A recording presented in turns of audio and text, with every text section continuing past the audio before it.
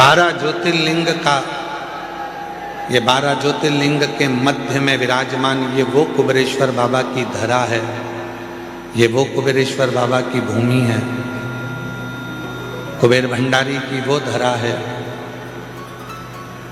जहाँ पर आने के बाद में 12 ज्योतिर्लिंग में आप भगवान शिव को जो जल चढ़ाते हो, भगवान शिव का जो दर्शन करते हो, उसका पुण्य फल ये कुबेरेश्वर बाबा की धरा पर नमन कर कर आपको प्राप्त हो जाता है। आपको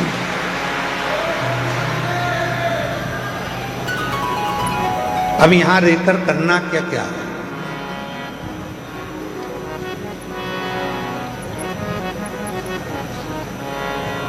शादी का सीजन चल रहा है, तुम सबके घर पे कम से कम 5-5, 6-6 पत्रिका पड़ी हो शादी की। किसी किसी के यहाँ तो 8-8, 10-10 पत्रिका पड़ी होगी शादी की। अरे बोलो तो सही है कि गलत है? और कभी कभी ऐसा होता है कि एक ही तारीख में 6-6, 7-7 पत्रिका पड़ी रहती है शादी की।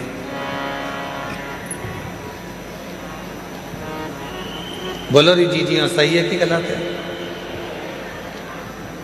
अब तुम क्या करते हो, पत्रिका देखोगे किसके यहाँ की है, किसके यहाँ की है, किसके यहाँ की है, और पत्रिका देखने के बाद तुम्हारा जिससे ज्यादा प्रेम होगा तुम उसी के घर की शादी में जाओ। भले 10 पत्रिका पड़ी हो, 8 पत्रिका पड़ी हो, 5 पत्रिका पड़ी हो, 10-12 पत्रिका पड़ी हो, पर जिससे ज्यादा प्रेम होता है व्यक्ति उसी के घर की शादी में जाता है। उसी तरह कुबेरेश्वर बाबा की धरा पर रुद्राक्ष महोत्सव में वही आता है जिसका मेरे बाबा से प्रेम होता है।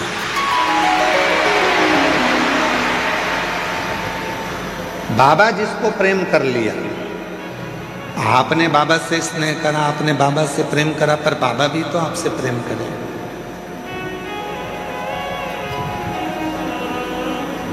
बाबा भी तो आपसे स्नेह करे।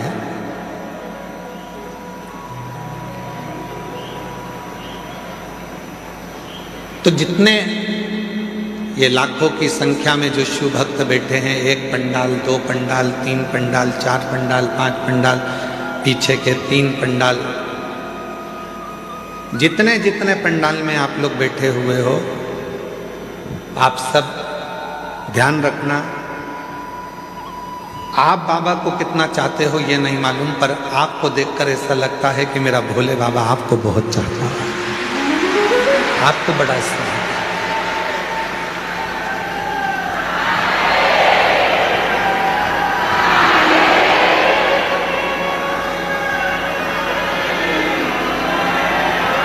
और शंभु शरणे मांगू घड़ी रे, दुख काटो दया करीन दर्शन हो। शंभु शरणे मांगू दुख काटो दया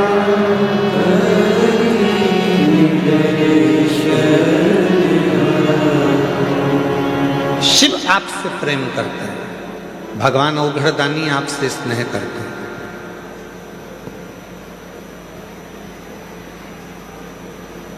दक्ष प्रजापति के घर में 60 कन्याओं का जन्म हो चुका था।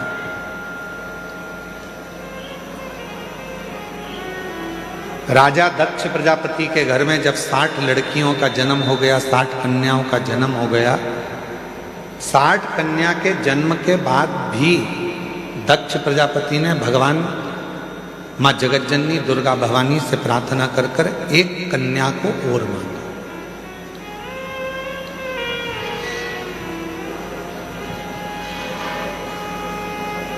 एक कन्या और मांगी। मां दुर्गा भवानी ने पूछा, ए दक्ष प्रजापति, तेरे घर में 60 लड़कियों का जन्म हो चुका है और तू एक लड़की और मांग रहा है, बेटी मांग रहा है।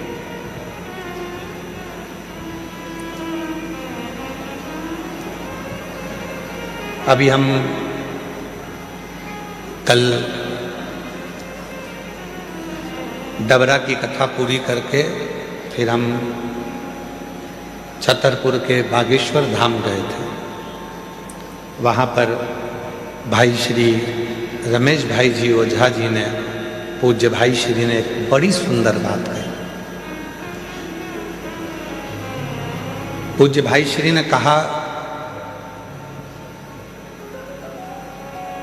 जैसे अपन कहीं दान देते हैं और दान देने के बाद रसीद लेते हैं,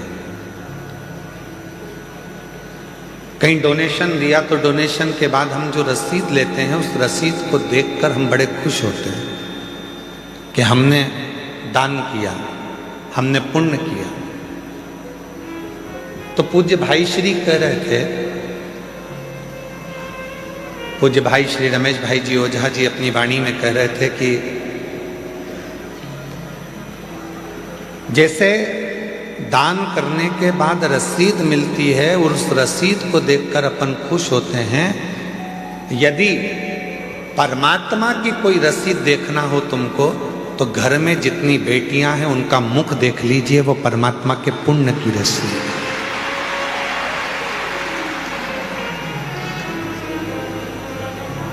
वो परमात्मा के पुण्य की रसीद है। घर में यदि एक बेटी का जन्म हो जाए तो समझ लेना कि उस भोलेनाथ ने तुम्हारे घर में एक रसीद सिग्नेचर कर कर दे दी है। ये रसीद ही कन्यादान करने के बाद तुम्हें पार लगा देगी, वो रसीद।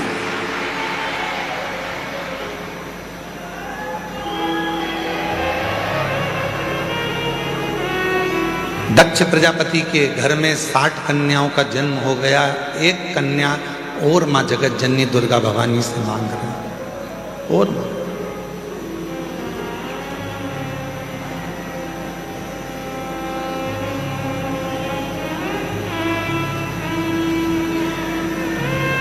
हे मां जगत जननी दुर्गा भवानी, मां हमारे घर में एक लड़की और हो जाए, एक बेटी और जन्म ले ले, एक बेटी का जन्म और हो जाए।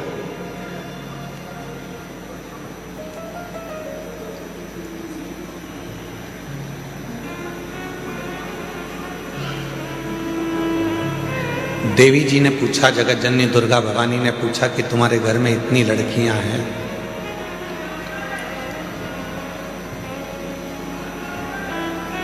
पीछे की आवाज का ध्यान दे, तुम्हारे घर में इतनी बेटियां हैं, तुम्हारे घर में इतनी लड़कियां हैं, तो तुम्हें और लड़की की क्या जरूरत? तो दक्ष प्रजापति ने मां जगत जननी दुर्गा भवानी से कहा, मां एक कन्यादान करने पर हजारों अश्वमेध यज्ञ का फल प्राप्त हो जाता है, 2 कन्यादान करने पर सोम यज्ञ का फल प्राप्त हो जाता है, 3 कन्यादान करने पर इंद्र का सिंहासन प्राप्त हो जाता है, 4 कन्यादान करने पर हमें सर्वोत्तम यज्ञ का फल प्राप्त हो जाता है। और जब हाथ से प्रति समय पर एक कन्या का यदि कन्यादान होता है तो हमारा वैकुंठ में निवास हो जाता है। ये शिव तत्व, ये शिव तत्व।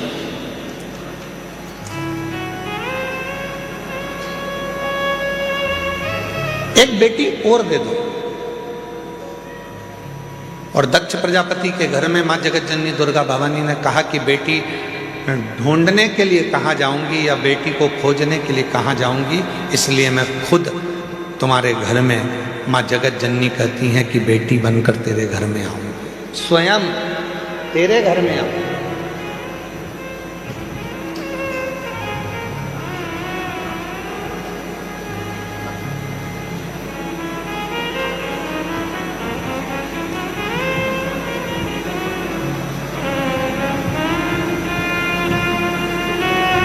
लोग कहते हैं बेटी घर में जन्म ले ली। यहाँ हमारे जजमान परिवार में ठकराल परिवार बैठा हुआ है। वो ठकराल परिवार दिल्ली से।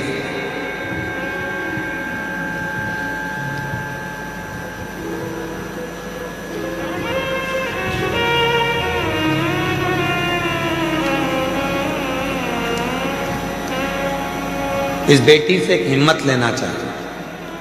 कहाँ बेटी है बेटा? ये बेटी है। इस बेटी से एक हिम्मत लो। एक कथा का यजमान पद ग्रहण करने के बाद में जब यहाँ से जाती है तो बाबा से कहकर जाती है कि दूसरे फिर जजमान बनने के लिए तुझे व्यवस्था करना है, और ऐसी व्यवस्था करना है कि मैं अपने माँ बाप को कुबेरेश्वर धाम पर आकर यजमान पद ग्रहण करा दूं। नौकरी कर। कल एक डबरा के अधिकारी जी ने प्रश्न किया डबरा में, पूर्व गृह मंत्री श्री नरोत्तम मिश्रा जी के यहाँ कथा चल रही थी, तो वहाँ एक अधिकारी ने, वहाँ के अच्छे अधिकारी ने एक प्रश्न किया कि गुरुजी कथा बहुत होती हैं, पर आप जब शिवपुराण की कथा करते हैं तो ये आपकी कथा में बहुत सारी माताएं आती हैं, इसका कारण क्या है?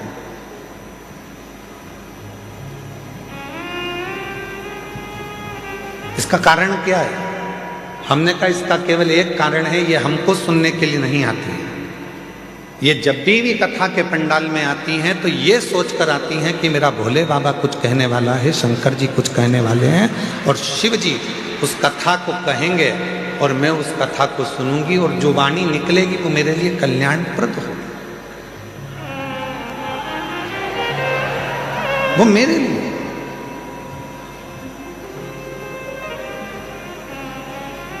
एक लड़की की सर्विस नहीं लग रही थी।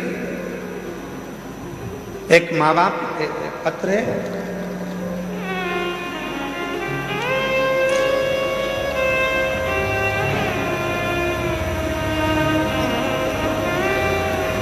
मेरा नाम शंकर महादेव, बावट इकर, मोबाइल नंबर ये है, मलकापुर जिला बुल्ढाना महाराष्ट्र से आए। कहीं बैठे हों तो हाथ हिला सकते हैं। आप ही हैं बाबा जी? मैं आपको नमन करता हूं। ये वो पिता है, बेटी ने हिम्मत हार दी थी कि पापा मेरी कहीं जॉब नहीं लग रही है, मैं इतनी पढ़ गई फिर भी मेरी सर्विस नहीं लग रही है, कोई मुझे गवर्नमेंट जॉब नहीं मिल रही है।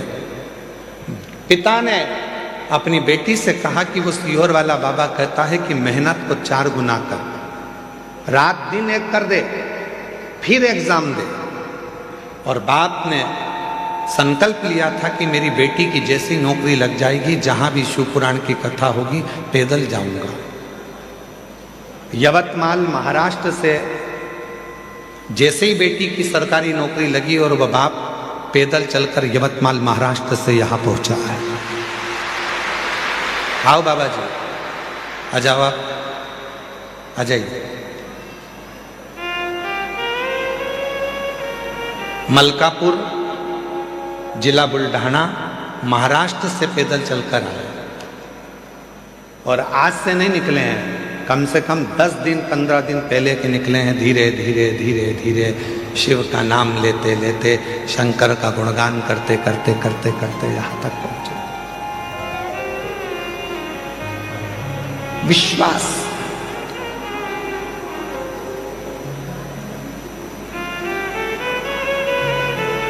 किसको सुनने के लिए आए हो? आप सीहोर वाले बाबा को तो टीवी पर भी सुन लेते हो, सीहोर वाले महाराज को तो, और सीहोर वाला महाराज तो आपसे मिलता तक नहीं है।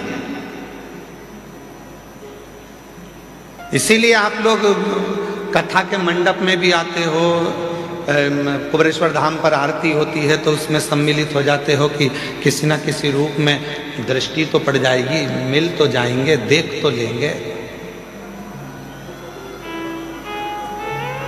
और दया की ना होती जो आदत तुम्हारी तो सुनी ही रहती अदालत तुम्हारी। जो गरीबों के दिल में दया तुम ना पाते तो किस दिल में होती इबादत तुम्हारी। ये तो उसकी कृपा है, ये उसकी करुणा है, ये उसकी दया है।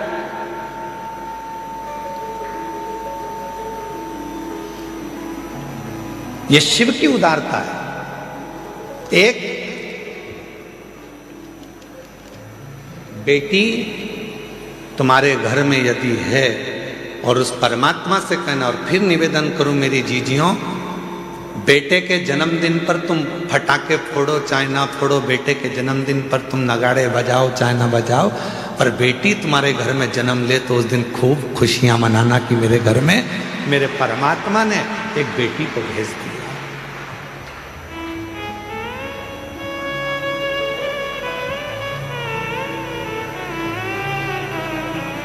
आज की बेटियां कोई साधारण नहीं है।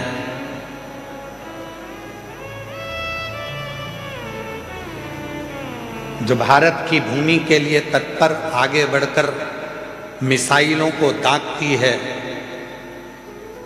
और भारत की एक बेटी पूरे पाकिस्तान को हिलाकर आ जाती है, ये वो भारत की भूमि है। ये वो भारत की भूमि है जिस भारत की भूमि पर बेटियों का सम्मान है, जिस भारत की भूमि पर बेटियों का आदर है, जिस भारत की भूमि पर बेटी को कन्या रूपी रतन कहा जाता है, जिस भारत की भूमि पर बेटी को हमारे यहाँ एक माणिक रतन कहा जाता है, जिस भारत की भूमि पर बेटी को सम्मानता का भाव दिया जाता है, ये वो भारत की भूमि है।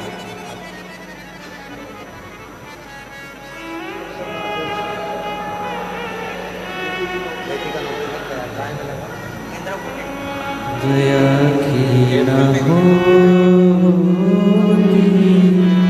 जो आदत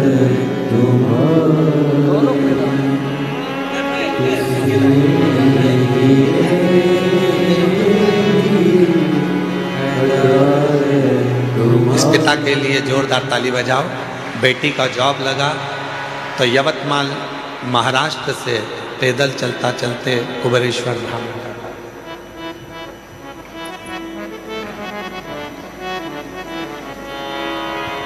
और कितनी बेटियां बैठी हैं यहाँ पर ढेरों। जितनी बुजुर्ग माँ हैं वो भी किसी ना किसी की बेटी हैं, जो युवान माताएं बैठी हैं वो भी बेटी हैं, और जो मेरी छोटी छोटी कन्या बैठी हैं वो भी बेटी हैं।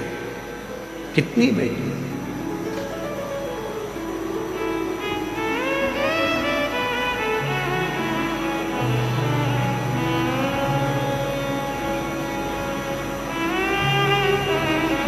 अभी भोपाल में एक सम्मेलन था, उस सम्मेलन में हम गए थे, तो उसमें हमसे पूछा गया कि आप राष्ट्र को अगर उज्जवल देखना चाहते हैं तो क्या देखना चाहते हैं।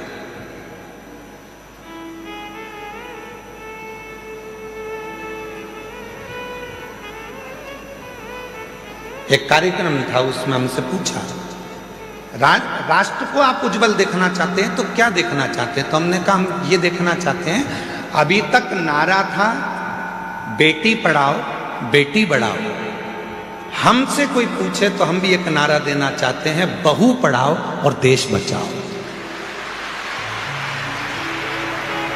कोई हमसे पूछे तो एक नारा हम भी देंगे कि जैसे तुम बेटी को पढ़ा रहे हो, जैसे बेटी के लिए तुम अपनी जान दे रहे हो, वैसे बहू को भी अपने घर में आने के बाद उसकी इच्छा पूछो, बेटा पढ़ना है, आगे बढ़ना है, तुझे कुछ करना है।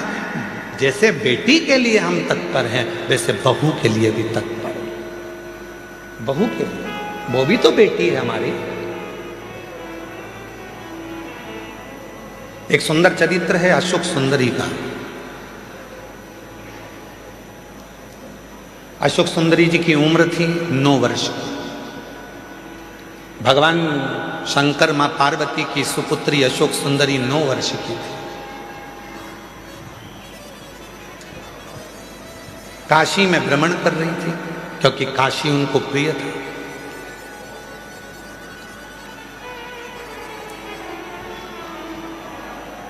अशोक सुंदरी जी को काशी बड़ा प्रिय था।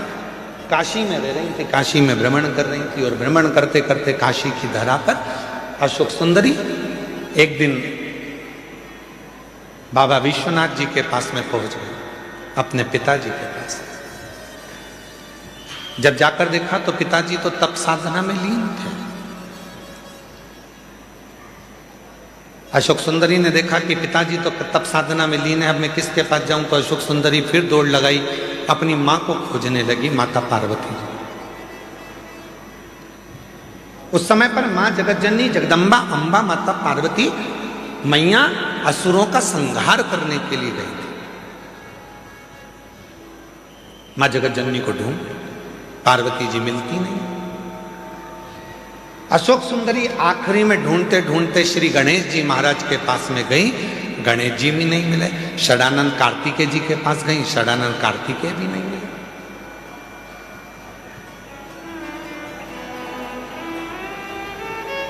बहुत ढूंढा अशोक सुंदरी जी ने, ना पिताजी मिल रहे हैं, ना मां मिल रही है, ना गणेश जी मिल रहे हैं, ना कार्तिकेय जी मिल रहे हैं।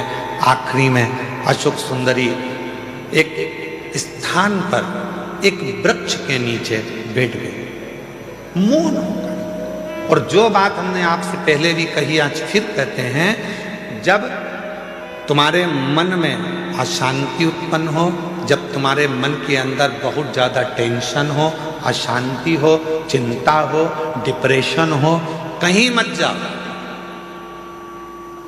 एक किसी वृक्ष के नीचे कुछ देर के लिए, ये प्रकृति ने जो हमको वृक्ष दिए हैं, ये हमारे डिप्रेशन को, हमारी अशांति को शांत करने के लिए दिए। किसी वृक्ष के नीचे 10 मिनट के लिए मौन होकर बैठ जाओ और बाबा के ओम नाद का स्मरण करिए। ओम नाद का स्मरण।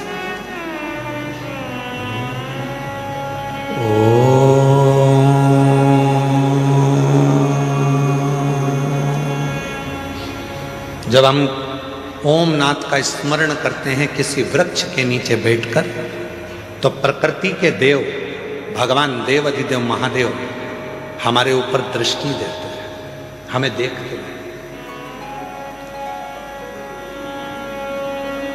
शिव महापुराण की कथा में लिखा है, गर्ग संहिता में लिखा है, पद्म पुराण में लिखा है, नर्मदा पुराण में लिखा है, स्कंद पुराण के रेवा खंड में लिखा है, जो पुण्य नदी के तट पर भजन करने में मिलता है, जो पुण्य तीर्थ में जाकर भजन करने में मिलता है, जो पुण्य घर से बाहर निकलकर भजन करने में मिलता है, वो पुण्य एक वृक्ष के नीचे बैठकर ओम का नाद करने से तुरंत प्राप्त हो जाए।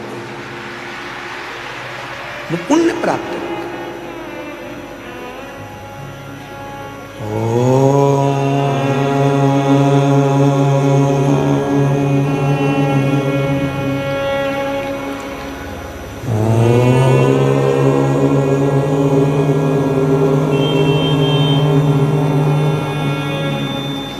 एक नाद शिव से मिलने का।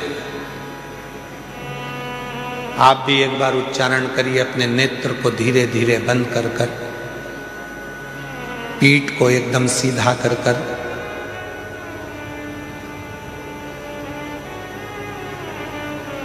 दोनों भुकुटियों का स्मरण मध्य बिंदु में कर कर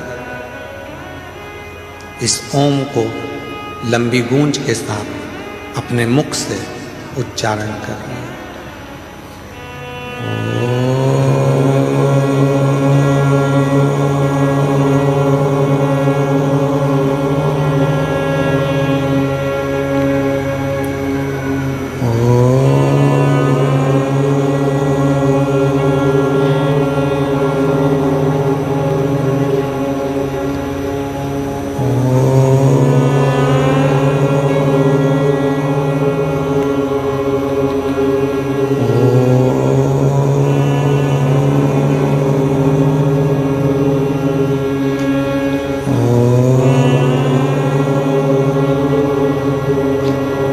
धीरे धीरे नेत्रों को खोलिए,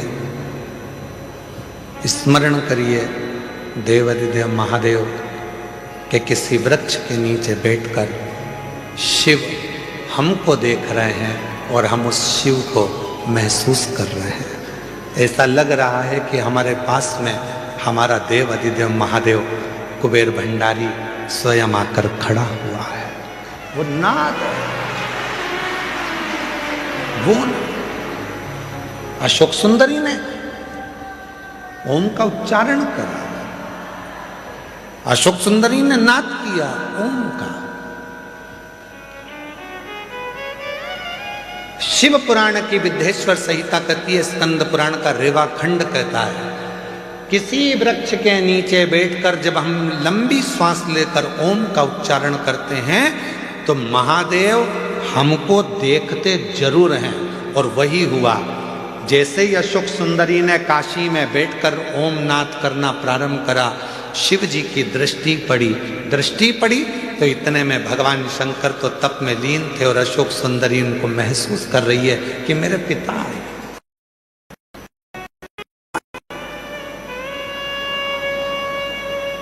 अशोक सुंदरी ने, पिताजी बहुत प्यास लग रही है, पापा बहुत प्यास लग रही है, बाबुल बहुत प्यास लग रही है। जिंदगी में यदि किसी बाप बेटी का प्रेम देखना है, जीवन में किसी पिता और पुत्री का प्रेम देखना है तो दो जगह पर देखिएगा। एक देखिए देवाधिदेव महादेव और अशोक सुंदरी का प्रेम, और दूसरा देखिए नरसिंह मेहता और नानी भाई का प्रेम। दोनों संबंध क्या है, रिश्ते क्या है, नाते क्या है, एक बाप और बेटी का स्नेह क्या होता है, ये शिव पुराण बता सकता है। एक बाप और बेटी का स्नेह क्या होता है, ये शिव पुराण बता सकता है।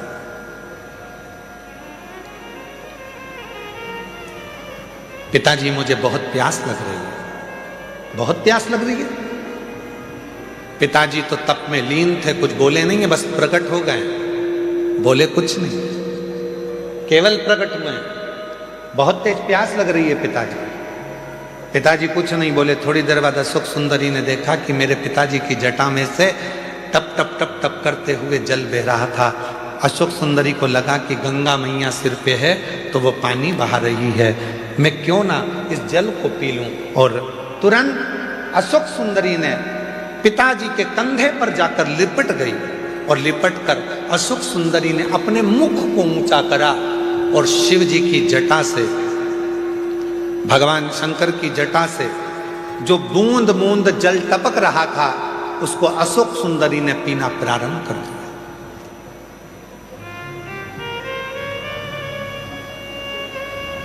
तीन बूंद मुख में गई, चौथी बूंद मुख में गई, पांचवी बूंद मुख में गई, छठी बूंद मुख में गई और सातवीं बूंद जैसे ही मुख में जा रही थी इतने में मां जगत जननी जगदम्बा अम्बा दौड़कर सिंह पर चढ़कर अपनी बेटी के पास दौड़कर आ रही थी।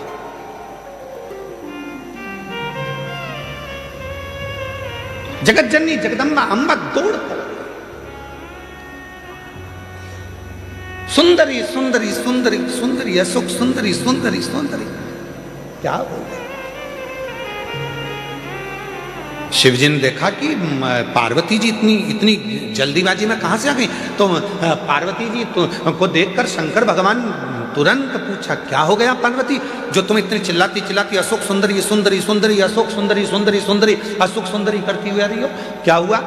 अरे वो अशोक सुंदरी तुम्हारे पीछे बैठी है, उसको प्यास लग रही थी, पानी नहीं मिला, तो वो तुम्हारे शीश से जो बूंद बूंद जल टपक रहा है ना उसको पी रही है।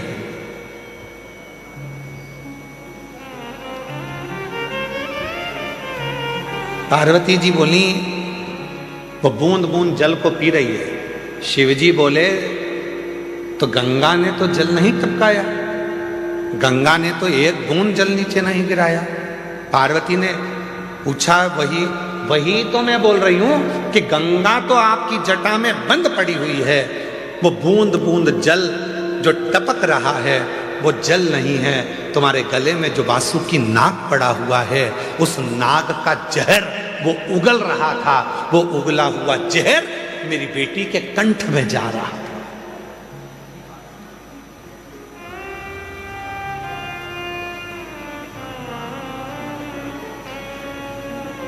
वो वासुकी नाग का उगला हुआ जहर मेरी बेटी के कंठ में जा रहा है, इसलिए मैं अपनी बेटी को बचाने आई हूं। शंकर भगवान बहुत तेज मुस्कुराए, हंस दिए। शिवजी ने कहा, पार्वती तुम मुझे जान नहीं पाई। सुन लेना दुनिया के लोगों, जो शिवजी पे चढ़े हुए जल का पानी पीने के लिए मना करते हैं, जल पीने का मना करते हैं, उनके लिए कथा प्रेरणा है। लोग कहते हैं शिवजी पे चढ़ा हुआ जल नहीं पीना चाहिए, वो कथा को ध्यान से सुनना। आज रुद्राक्ष महोत्सव 2026 के प्रथम दिवस की कथा को अपने चित्त में बिठाना। शिवजी हंसे, पार्वती से कहा, पार्वती तू मुझे अभी तक समझ नहीं पाई है। पार्वती ने पूछा, क्यों? तूने क्या कहा? मेरे जटा से बाल में से पानी टपक रहा था और अशोक सुंदरी पी रही थी, और वासुकी नाग ने जहर उगला था, वो जहर अशोक सुंदरी के मुख में चला गया था। अरे पार्वती तो मुझे समझ नहीं पाई है। पार्वती, अगर जहर भी मुझ पर चढ़ जाता है तो वो भी अमृत बन जाता है, तू कब समझेगी?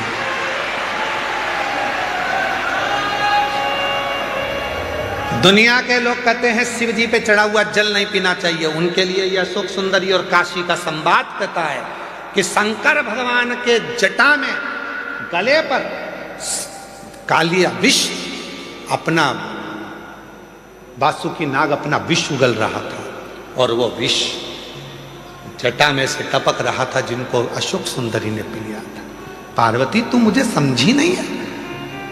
पार्वती, एक बेलपत्र मुझ पर चढ़ती है तो वो औषधि बन जाती है, एक दुर्वा मुझ पर चढ़ती है तो वो औषधि बन जाती है, एक बेर मुझ पर चढ़ता है तो औषधि बन जाती है, एक चावल का दाना मुझ पर चढ़ता है धान्य, वो औषधि बन जाती है। अरे पार्वती, जो जल मुझ पर चढ़ता है वो भले कैसा भी हो, वो मेरे ऊपर चढ़कर गंगा जल जैसी औषधि बनकर सुख प्रदान कर देता है, औषधि देता है। अब दुनिया के लोग बोलते हैं कि गुरुजी जल नहीं पीना चाहिए, तो दुनिया के लोग तो ये भी कहते हैं कि जल मत पियो, भले मदिरा पी लो।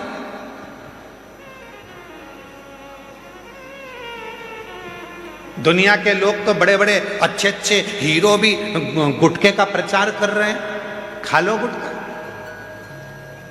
दुनिया के लोग तो गलत गलत प्रचार कर रहे हैं, कर लो गलत काम। नहीं,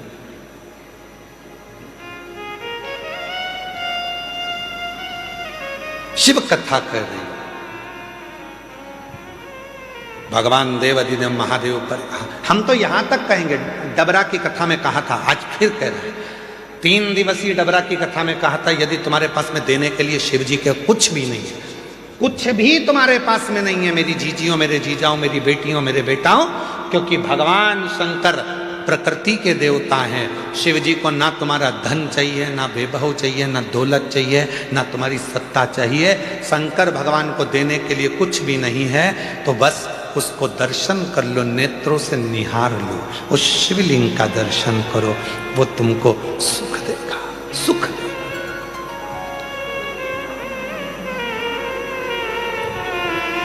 जब हम रात्रि को यहां पर पहुंचे तो रात्रि में यहां पर आए तो एक माता जी ने एक पर्ची लिख के दरवाजे में सरका दी, तुम ऐसा मत करना। एक माता जी ने पर्ची लिखी और दरवाजे में सरका दी। हमने आशीष से बोला कि पर्ची उठाना जरा। आए थे, बस अंदर गए, प्रवेश करा और कमरे में जैसे पहुंचे तो पर्ची पड़ी थी, तो हमने उस पर्ची को पढ़ा।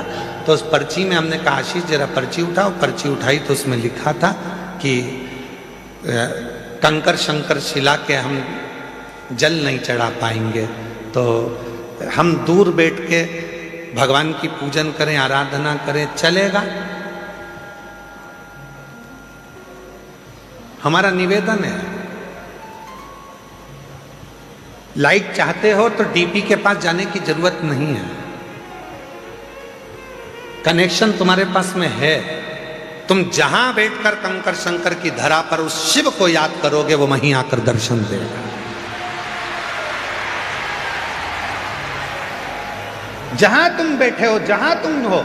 शिव महापुराण की कथा केवल एक ऐसी कथा है कि सीहोर वाला बाबा तो दिखता ही नहीं है, सीहोर वाला महाराज नजर भी नहीं आता, लोग कहाँ कहाँ बैठे हुए हैं उनको दिखेगा नहीं। आएंगे, कथा सुनेंगे, बाबा को प्रणाम करेंगे, कंकर शंकर पूजन करेंगे, दिल से प्रार्थना करेंगे और बाबा उन पे कृपा कर देंगे।